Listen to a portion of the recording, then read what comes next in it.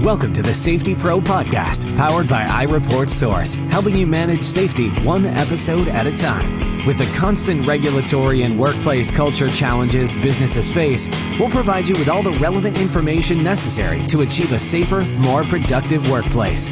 No management theories, platitudes, or guru speak, just actionable info you can use right away. Now here's your host, the Safety Pro himself, Blaine Hoffman. Welcome back to another episode of the Safety Pro Podcast. This is a special episode. As you know, I've been podcasting from the VPPPA 2019 National Safety Symposium in New Orleans on location. So I have with me some guests. I have Mr. J.A. Rodriguez Jr.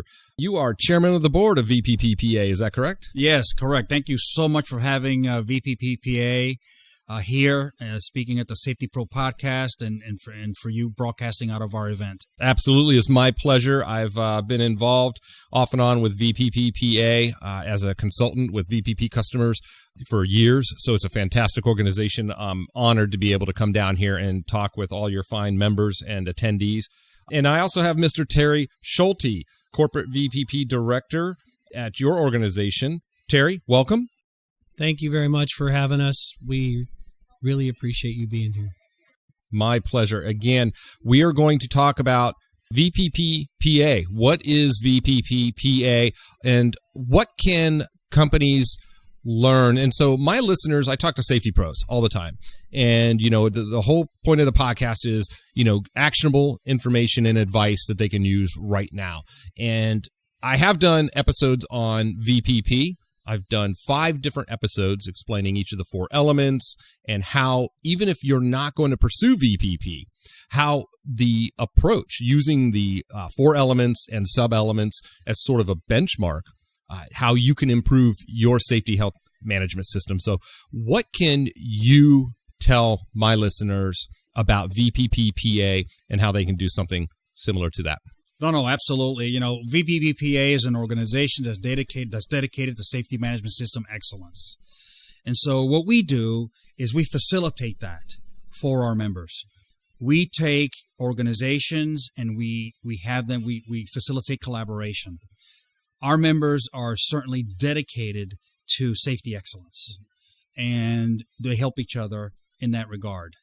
Represent 50 industries. So pretty much all of your listeners, we pretty much cover just about every industry probably that your listeners have. Okay, real quick, I have to mention this. If you're listening and you're one of those companies that think you're special, VPPPA covers you. So let's get that out of the way. Yeah, exactly. I mean, if you look at confined space, if you have confined spaces, you got confined space. If you're up on a ladder, you're up on a ladder. Exactly. You know, a fall from 6 feet in one industry is a fall from 6 feet in another. Absolutely. So well said. Well said. Absolutely. So what we do is we take the best of the best and we share. And there's no sense reinventing the wheel, right? Because any delay in increasing the efficiency of your program could be a delay in a fatality, or could be it could advance a fatality, be a serious injury, or whatever the case may be. So the faster the organizations get together and share these best practices and implement those best practices from the top down, the better off they're going to be in terms of being able to support their business mission, which is clients, market share, and those sorts of things. Absolutely. So it's all connected. It's all connected. Yeah. So one of the things that we really focus on is not really considering safety something separate. You know, if you want to be an excellence, you want to reach the point of excellence, it's not separate. It's not you have finance on one side and operations on another side and manufacturing on another side, and they're all independent. No, they're all interdependent. And by considering safety as part of that, you're way ahead. You're on your way towards excellence. Yeah, and we've talked about this on past episodes as well. You're spot on. It is an integral part of running a business. If your business wants to be number one in quality, it's going to be hard to maintain a high level of quality when you have multiple injuries and illnesses where you're taking folks off of a product line and having to have a temporary worker come in and have to train them, because that can impact quality. It's hard to be number one in cost when you have multiple injuries and illnesses that we know will drive up cost and have stoppage in work and delivery, on-time delivery. We're number one in on-time delivery. Well, you have to be excellent at all of them at the same time. So I would offer, I just came from a session where they did a business value survey Okay. of over 200 of our STAR sites. Mm-hmm. And one of the biggest things they noted, biggest percentage increase was communication in the company, decrease in workers' comp rates, Mm-hmm. decrease in injury rates, increase in productivity, increase in reliability, increase in profitability. Yes. In fact, some sites have said they have seen triple their return on investment because of VPP. As J.A. just alluded to, one is connected to the other, connected to the other. It's all related. It's fantastic. Isn't that wonderful when you can take something as universal as our personal safety and health, and it can touch on every aspect of an organization? Yeah, no, absolutely. And some people say, well, this is difficult to do. It's not difficult to do. So provide a little bit of insight as to how to get there. How do you get to excellence? Right? Yeah, that's a great question. How do you get to the next level? How do you inspire performance? And this is my view on that, right? If you focus on the numbers, you're not gonna be very successful. You cannot focus on the numbers. What you have to focus on is reducing risk, right? So it's a risk reduction initiative that you must have in order to do that. So the first mindset is, I got to stop focusing on the numbers because they're lagging. I'm going to focus on risk reduction. What are my risks in the organization? What are my risks to the operation? What are my risks to the employees? Once you do that risk assessment, then you can go through and start implementing solutions to mitigate and lower those risks. As you know, nothing's perfect, right? Anything designed by a human is likely to fail at some point. So there's no such thing as a perfect system. But what we can do is lower the possibility of an unwanted outcome, right? Absolutely. And you want to narrow that down to predictable events, decrease the bandwidth of unwanted outcomes, and then you got it done. So how do you start reaching excellence? First of all, change your mindset. Forget the numbers. Start working on identifying the risk. Once you identify the risks, get your people involved. The people that are doing the work must be the ones that are coming up with the solutions. The solutions cannot be driven down within your organization. Well, they can be, but they're not going to be as effective as employees coming up with the answers. Because what happens when that happens? Ownership, buy-in. You get ownership, buy-in, and there's skin in the game because they want to make it successful. So if they want to make it successful, who's working and trying to get, who's the one getting injured? The people doing the work.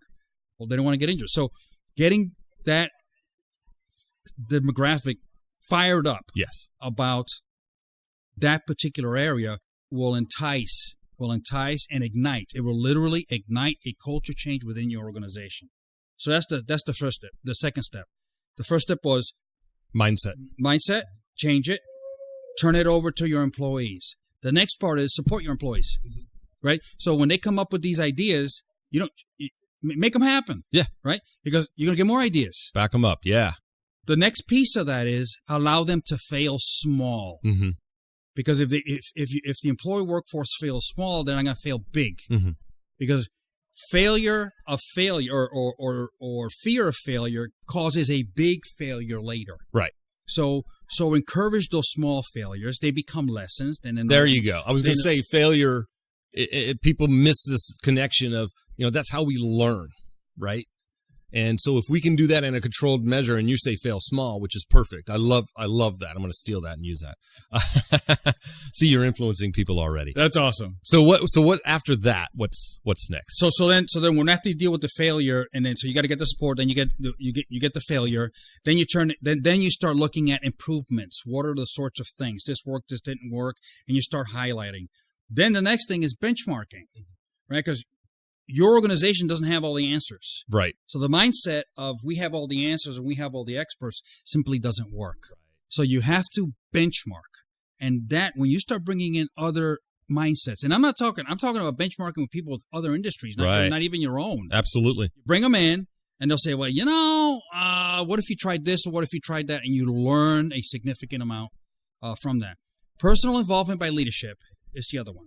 You must have personal involvement. And I'm not talking about I support it in a meeting.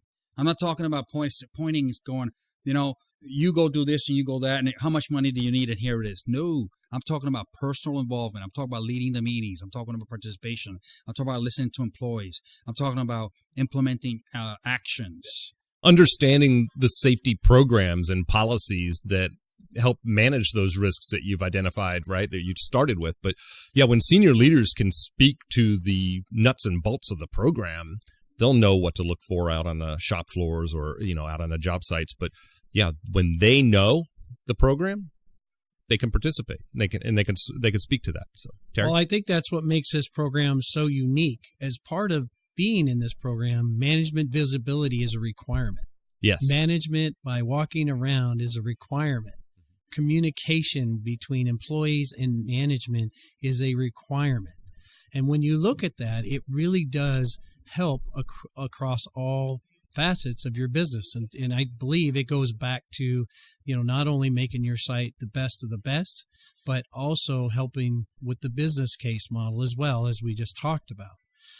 For us, when you have your employees who are motivated, they have the most risk, as Jay alluded to, and you empower them to come up with their own solutions, they will surprise you. Mm-hmm. They will come up with things that you never even dreamt could be done. Yeah, it's fascinating, isn't it? Yes, it is simply fascinating. Some of the things that they come up with, it just baffles me. So as a VPP director, I tell people my job is easy. I just need to give the employees the tools, the whatever they need, maybe a little education, maybe a little bit of some tools, of paintbrushes or whatever they want, and they make it happen. So they continually surprise me on an almost daily basis. Nice. And, I would say in my experience, benchmarking, Jay, when you were talking about benchmarking, that is missed a lot, that opportunity. Folks will think benchmarking is a field trip somewhere. And it's like, no, benchmarking means we want to improve our PIT program, forklifts. Okay. Who out there is really, really good at managing forklift programs and the hazards associated with forklifts? And that opens it up to, well, I'm in, manufacturing, metals manufacturing, extrusion or casting or rolling mills, whatever. But that opens it up to maybe it's warehouse distribution center, because they're nothing but forklifts. And who's the best at that? And then you go and you benchmark that program. How do you manage this? How do you manage training? How do you schedule it with all these shifts and having to get things in and out all the time and those challenges? That's what you benchmark. HAZCOM. How do we benchmark who's really, really good at chemical inventory and labeling? Who has to deal with a lot of chemicals? So that's where it gets you out of your industry. Why do I want to benchmark another rolling mill? Right. Because then you're talking about your competition, and then leadership goes, yeah, we're not going to do that. And now you're right back to square one of we're just going to continue to do what you want to do. So yeah, you have to change your mindset, and you have to open yourself to the possibilities that we can learn from others. And so that's great. I just wanted to make sure I pointed that out, because you're spot on. You've got benchmarking is just that. It's not a field trip. No, it isn't. And the other piece of the benchmarking thing is, so you have the verticals, right? So you have all the vertical programs, and you got to take a look at the horizontals also. Is who is good at safety management system excellence? How do you dissect that to make it fit your organization, to fit that culture? Yeah, what would that look like here? What would that look like here? And now it's totality. Now that's that entire piece. So those are kind of the steps, right? And there's another one, and that is felicitation of innovation. So if you want a culture that's going to improve, you have to innovate. Well, that's easy to tell an organization, go innovate, but you have to establish a culture first. And how do you do that, right? How do you establish a culture of innovation? And it starts with leadership, right? So leadership has to set it. What's important to the leader is important to the employee in most cases, right? So the expectation of innovation must be within leadership as a forefront, right? We need to innovate. We're going to provide you and support you to be innovative. And it's very, very difficult to do that, because most of us are very, very busy. We have this and that and that and this, and it's all conflicting. How am I going to have time to innovate? It is a mindset. So when you wake up in the morning, what do? You say, It's Monday morning. I got to get in traffic. I got to, right. I got to get in the morning. I got to, it's Monday morning. Or do you say today something's going to change? I don't know what it is. But when I lay my head down tonight, right, I'm going to change something for the better. Yeah. And I will define that today. Different mindset, right? And if you start that process throughout your organization, you're going to wind up with some magic. You're going to wind up with people that inherently are doing it without thinking it's something separate that they have to do. It is part of what they do.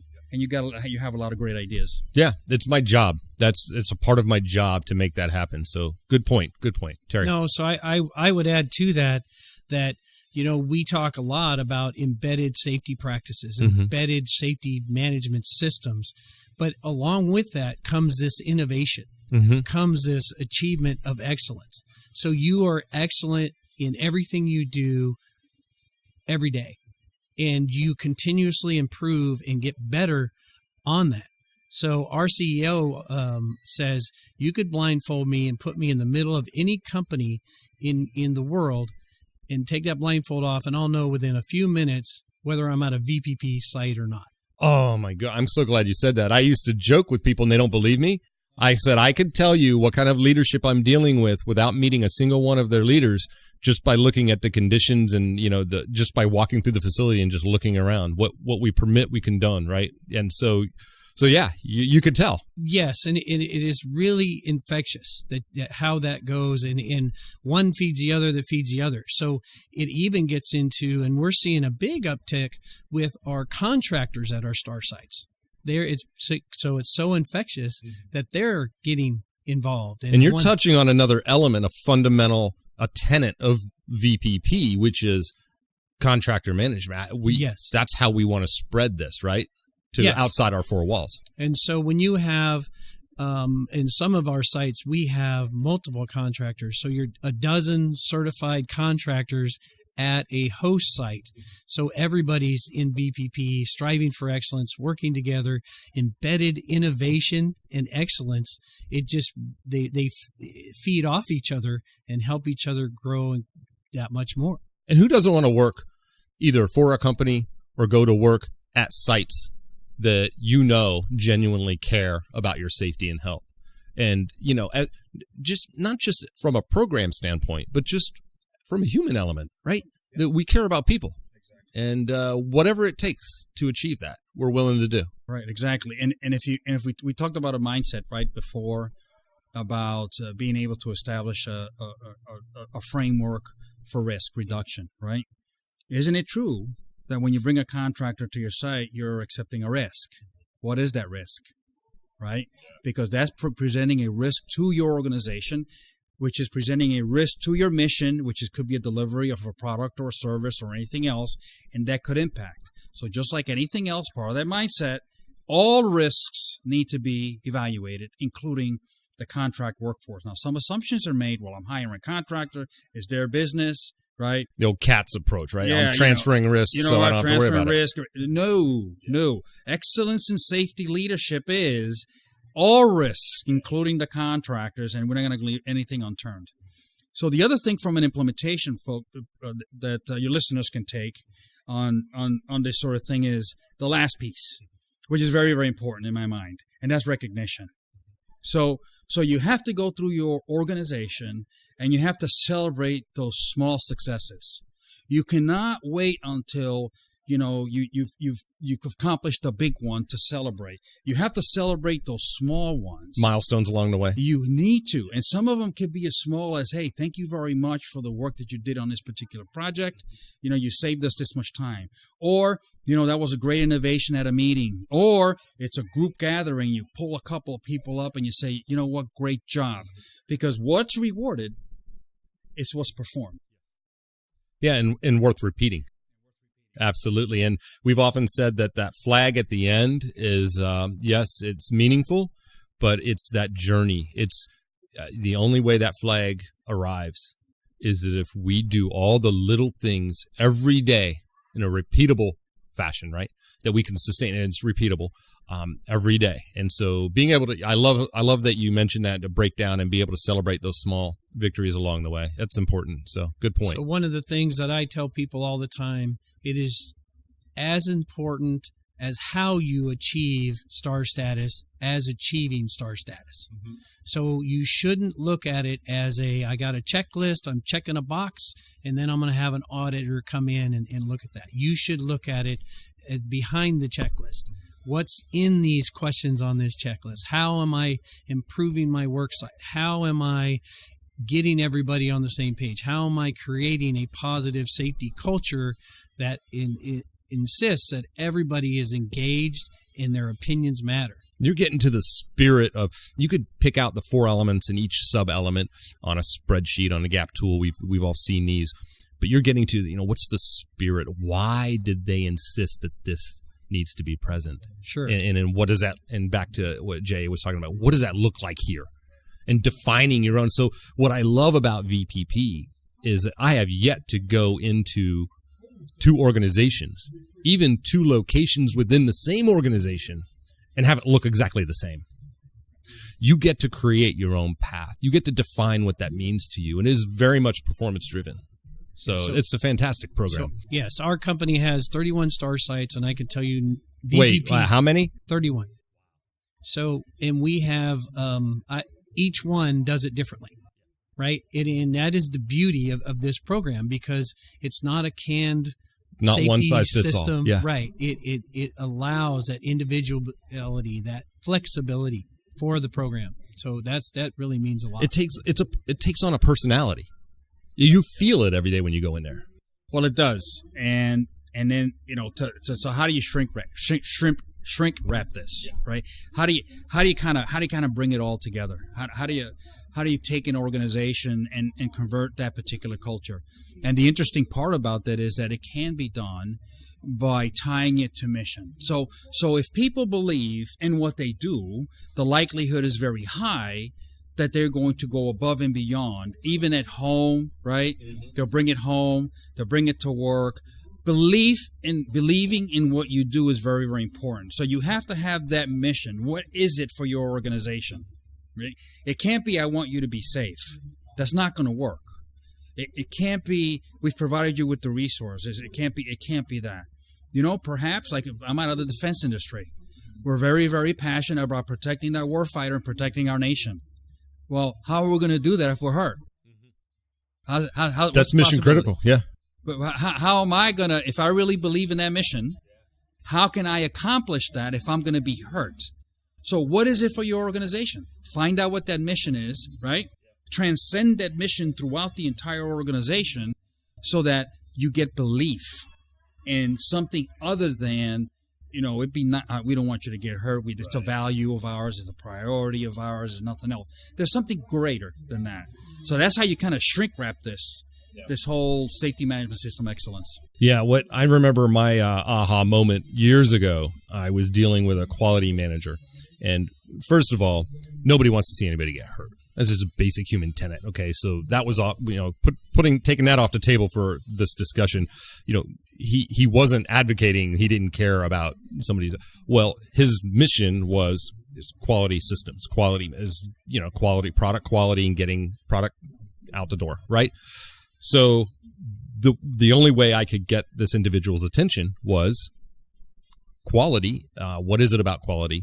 How do you manage quality? And it's about reducing waste, eliminating waste, things like that, and unplanned stoppages in work and things like that. And I said, well, that's what an accident is on your line. It's an unplanned stop in work. It creates waste in the process. And our mission is to eliminate waste in our process. And so I had to almost say it in his language, and I know it's not popular, but it was the only thing I could think of at the time to get this gentleman's attention, and it clicked.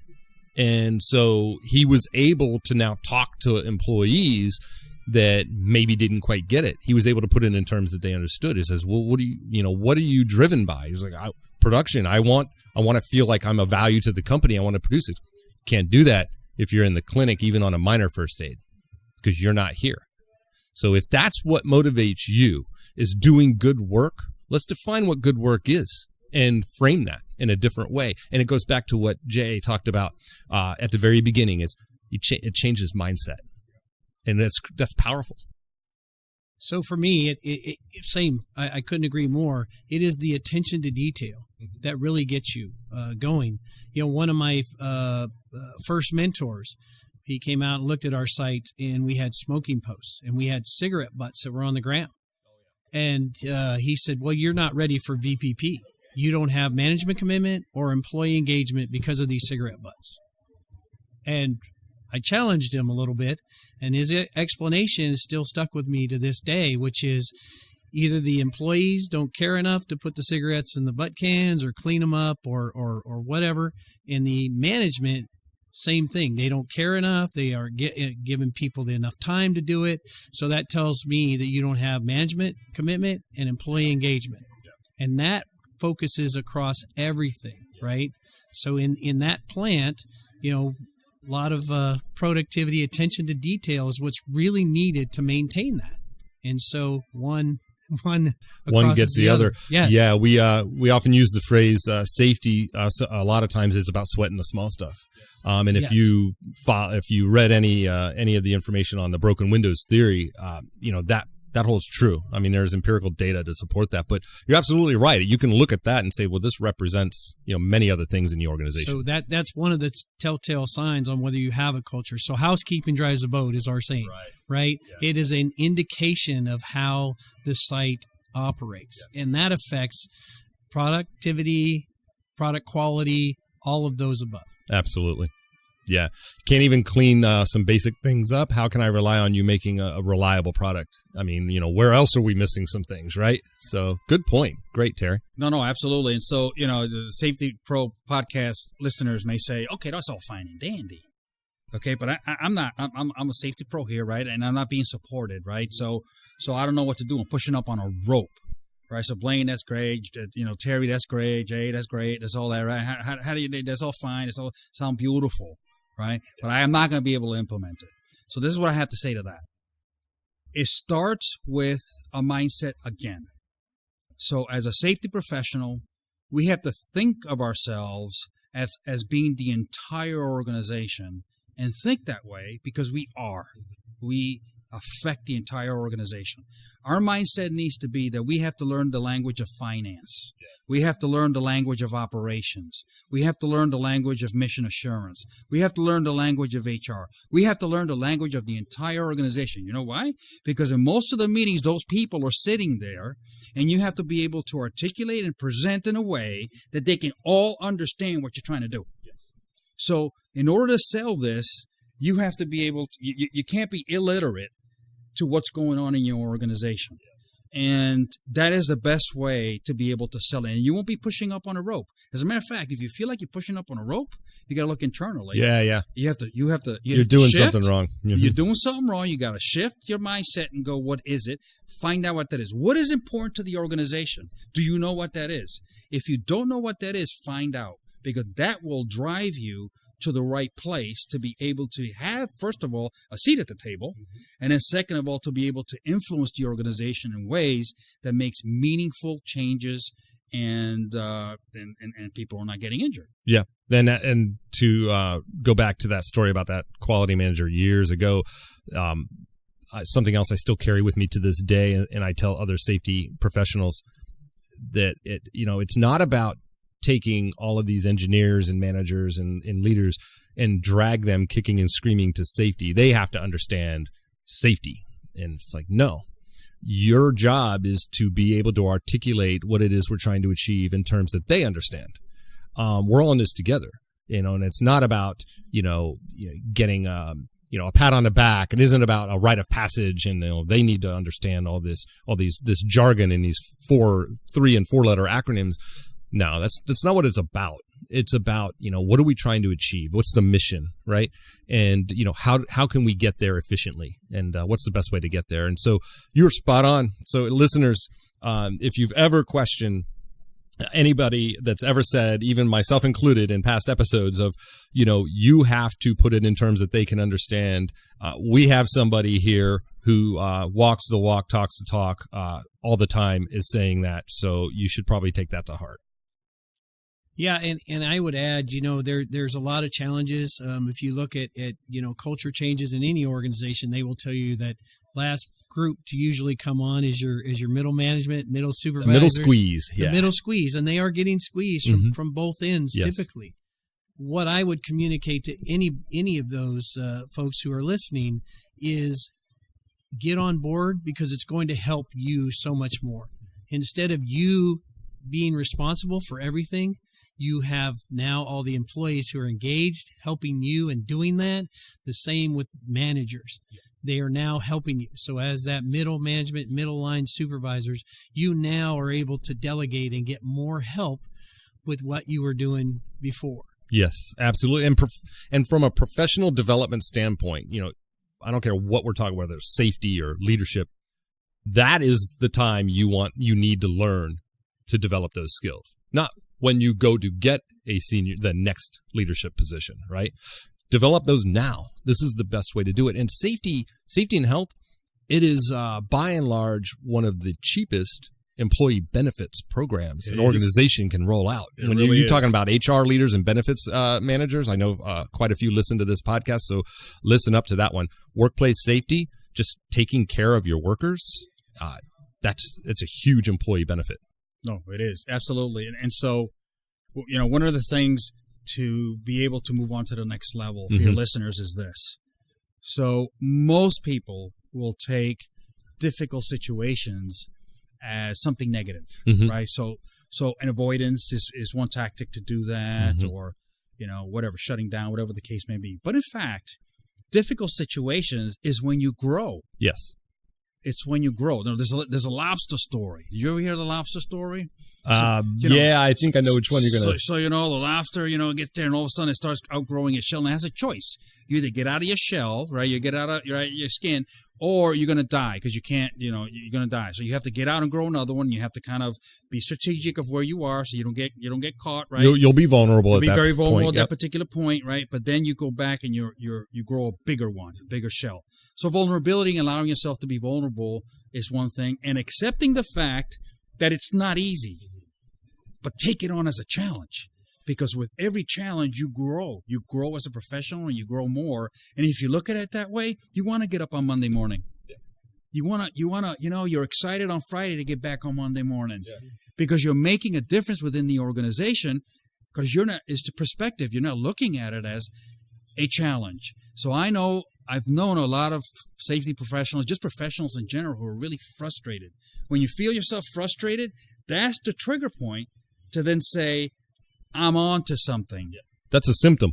It's on to something that I'm going to grow from. There you go. So I'm going to accept that, right? And then you feel so much better. So weight off your shoulders, and the blockage and your vision gets a lot wider. Yeah. You don't get that tunnel vision. You don't get the tunnel vision, and it's just acceptance of that challenge. That I find that for most safety professionals, that's what it is. You know what? We have a great profession. I mean, what profession? Think about it. What profession on the planet it can actually impact somebody at work and at home? I mean, it's very, very few professions. So it's one of those things where you can't let a challenge distract you from the end goal, which is doing that. Yeah, and so because that's the key. It never ends well in that case. It never does. Ends well. It never either does. Professionally for you, or for somebody else at the workplace, or for the organization. Long term, it has negative consequences. So I love that. That's a great motivator. I would challenge all listeners. Listen to what J.A. is saying. If you feel yourself getting frustrated, think of it as a challenge. And it goes back to the first thing you said. Mindset. It defines so much of our life in work or at home. It's that basic mindset, how we look at things. It is. Classic example on that. So I had somebody come up to me and go, you're always so positive, right? I mean, life is not all full of rainbows and butterflies, right? And I go, okay, so what are you going to say next? He go, well, I want you to answer me a question. And the question is this: is the glass half full or half empty? Right? And so I looked at him and I said, well, that's quite interesting, but there's another option that's there. And they go, no, it's either half full or half empty. I said, no, you're focusing on the water. The glass is always full, right? You either have water or air. It's always full of something, right? That's the third option. And that's how you have to look at things, right? So it's always full. Don't focus on any one of the areas because it's going to divert you, it's going to tunnel vision you and everything else. So, the positivity in what we do is a requirement for us to be, number one, successful in our careers, and number two, for us to be viewed as valued agents of the organization. Mm-hmm. And being a valued agent of the organization is the golden key to the kingdom, right? Because if that's not there, you're not going to be influential. Good points. So let's, I appreciate your time, and I appreciate my time here at VPPPA. So a couple of things. The Voluntary Protection Program Participants Association, I've said this before, it isn't just for companies that are pursuing VPP, either intend to or are actively, applying for the partnership. What can non-VPP participants get out of the association? So, very good question. We have, as Jay pointed out, we're across 50 industries. We have safety professionals in all of those industries that can help you with basic safety compliance. So, in fact, I've gotten multiple calls from multiple OSHAs saying, hey, this particular site is getting some repeat citations. Can you go in and help them? Typically, we find these are some smaller businesses, or we find they're very specialized industries, and we will go in there free of cost through the VPPPA, and we will help them with basic safety compliance. And it's not that these companies are bad, it's they just don't know what they don't know. Yeah, they're focused on one thing or two things, and they miss some other opportunities. So by coming here, you get to network and not only see, the exemplary safety and health management systems, but also the very basic safety programs. And you're getting it from somebody who's in the industry or Yes. in industry. It may be in a different industry, but rather than a government official. No, I've never beat up on OSHA. I mean, there's value in the administration and what they do. But let's face it, psychology being what it is, a small operator, you have two choices. A government official can tell you to do something, and defense mechanism kicks in and goes, oh, what does he or she know? They work for the government. They've never had to do what I do. And we kind of get back into our shell of I'm special and I'm the only one that understands this. Or you have somebody, a peer, another business operator or another professional that's out there every day dealing with problems. When you have those two choices, hands down, I'm going to partner with somebody who's been through some things, right? And who's working every day out in industry. So one of the things that we do that really sets us apart is we offer up our programs to anybody. So we call it R&D, which stands for rip off and duplicate, right? We've heard that one. So we will share that. Yeah. So you can come here if you don't have a lotto program. There are easily a couple thousand lotto programs here that you could pick from, right, and implement that works for you. Yeah. So that is one of the beauties that I think of our association is plagiarism is almost encouraged. It is. Nothing original in safety anymore or something like that, I've heard. Yes. Yeah. So that's what makes us very unique. In VPP participants, pop quiz, not to put you on the spot. How many VPP participants in this country as of right now? So we are average. We are just under 2,300 sites. Okay. And just under 1 million American workers. Well, okay. I'm going to stop saying American. We're probably over 1 million with our international facilities. And just in the continental U.S., millions of workplaces, but yet only 2,300 or so. So it's 0.05%. 0.05%. I knew somebody knew it. 0.0, and that's why you are J.A. Rodriguez. That is an exclusive club. It is. That is the best of the best. So what I'm hearing is I have an opportunity to learn from the best in class in this industry. Yeah. And they're all members of this association. Yeah. And so here's the deal. So I have an analogy that I like to use. if you're a person and you're going to build a house, how long would it take you personally, one person, to build a 3,000 square foot house? Yeah, a long time. Long time. Now, Wait a minute, does it have to stand? yeah, it has to stand. Oh, well, then it's going to take longer than I thought. It has to stand.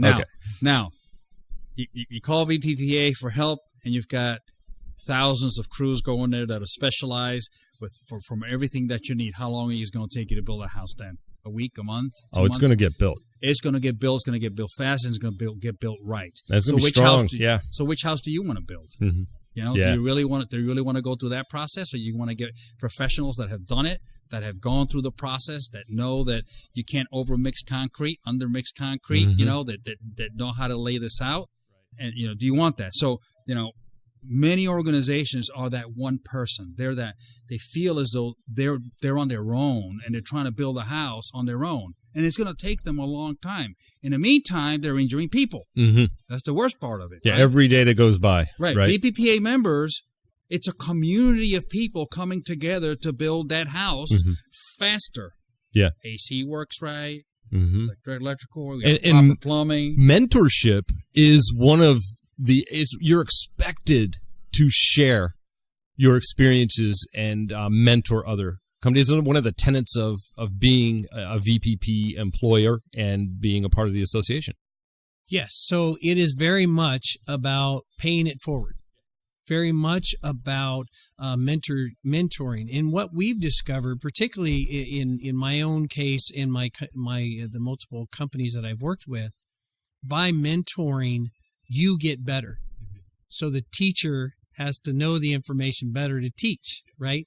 So it's a two-way. Learning is two ways. It's a two-way street. So a lot of people ask me, well, what do you get out of this? Well, I get to learn my information that I'm telling you better, but there's also maybe a few safety nuggets at your facility that I can take back, you know? And so that, from that mentorship standpoint, it really does help a lot. And that's one of the things that VPPA does a lot. We can come in, and we've done readiness reviews for sites as well. We've done mock audits. If a site is a little nervous about that audit. So let's exercise that a little. Yeah. Yes.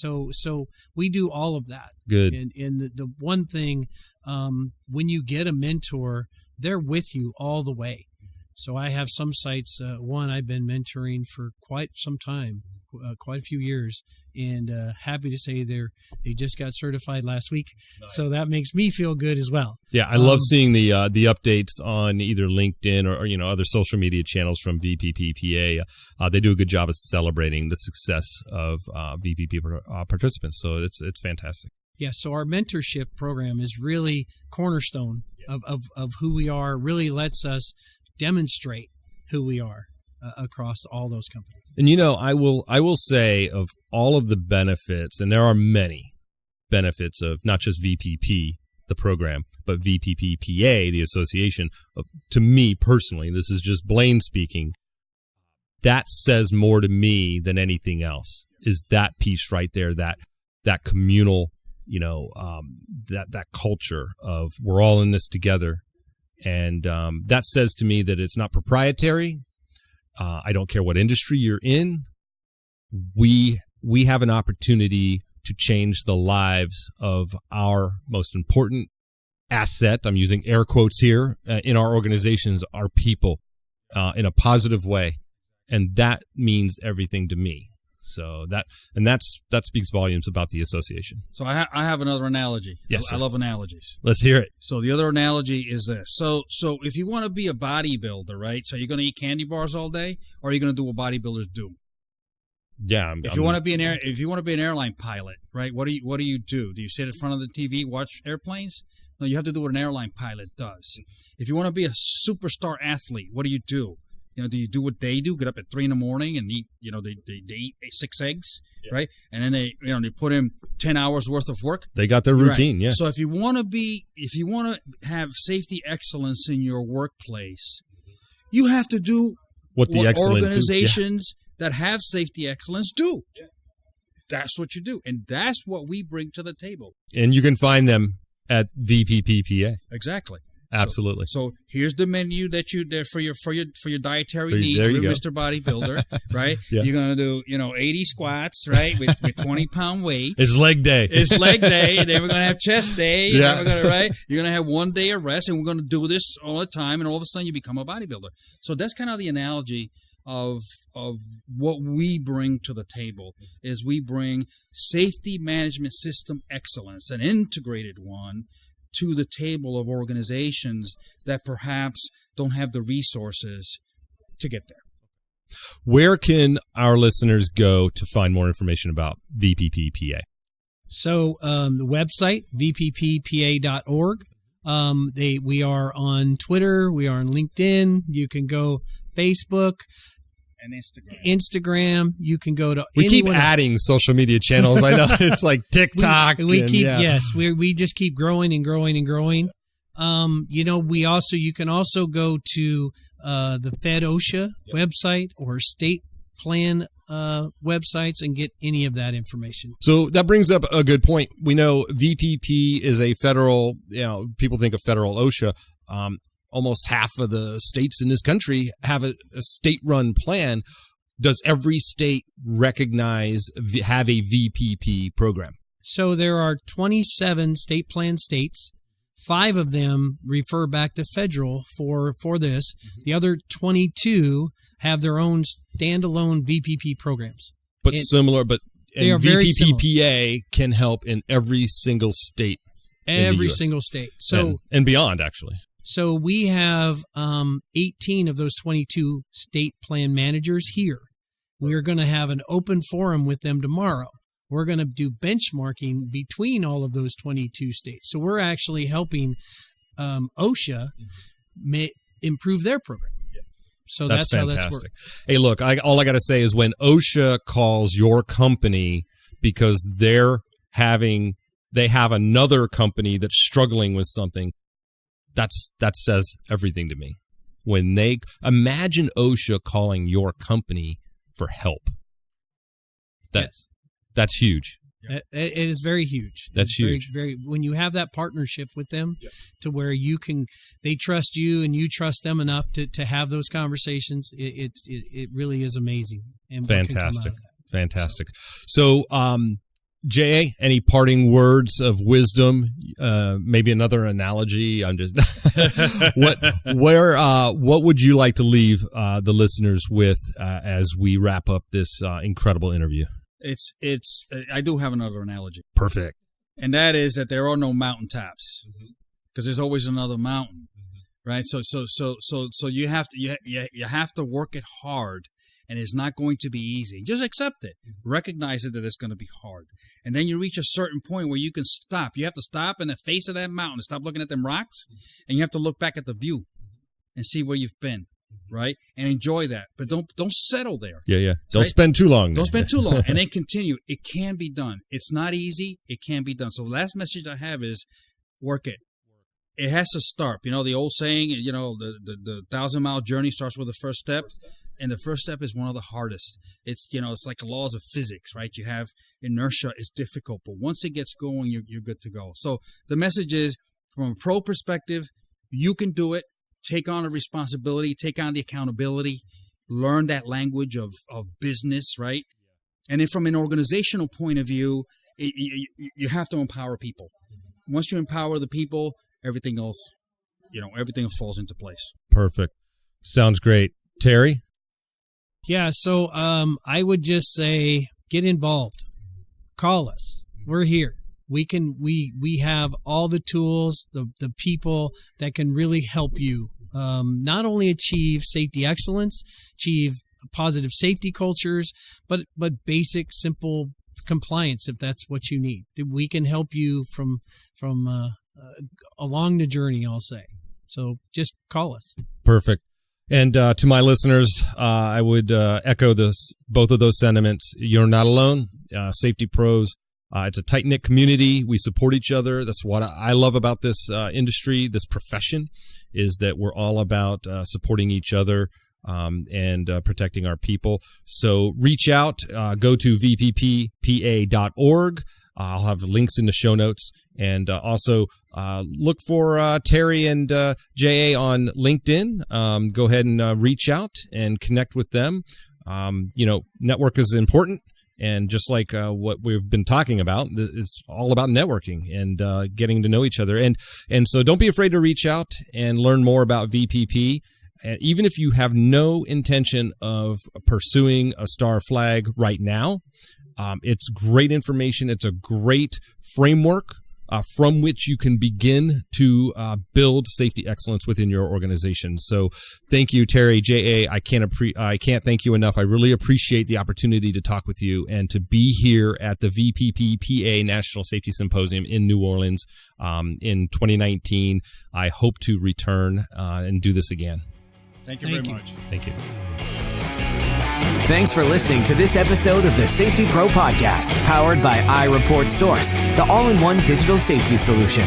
For info on how you can request a free demo on all the capabilities of iReportSource to streamline your business's safety management system, head over to thesafetypropodcast.com. We look forward to helping you manage safety on the next episode of the Safety Pro Podcast.